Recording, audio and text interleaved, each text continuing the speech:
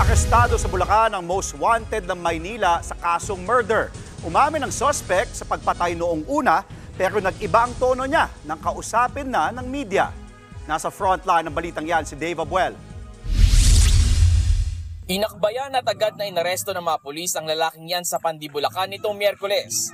Siya si alias Darwin na #1 most wanted na Manila Police District sa kasong murder.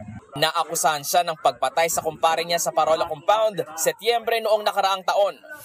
Base sa kwento ng anak ng biktima sa mga pulis, nagugat ang krimen sa dati ng alitan. Yung tatay niya ay dating security guard, kaya pinapakiusapan itong accused natin na magpabili ng bala. Kaya lang nga hindi nga ito sinunod itong biktima natin, kaya nagtanim ito ng galit at tawi nga dito sa pamamaril. Sa videong ito nakuha ng pulis, umamin sa krimen ang lalaki. Away lang po. Ano? Away lang po. Anong pinakugatan ng away ninyo? Malit na bagay lang po dito namin nakapagsunduan.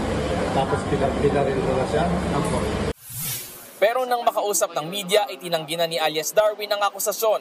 Hindi po ito yun. Wala naman po akong ginagawang masama sa kanila. Kahit na itinanggi ang pamamaslang, humingi pa rin ng tawad si alias Darwin sa pamilya ng biktima. Hindi lang po ako ng pasensya sa kanila. Bakit po kayo humingi ng pasensya? Wala naman po malaki po. Wala po kayong kasalanan, sabi niyo. Ayun nga po sabi nila sa akin. Ako raw po wala naman po talaga akong Nasa kustodiya na ng Moriones Police Station si alias Darwin na mahaharap sa kasong murder. Nagbabalita mula sa frontline, Dave Abuel, News 5.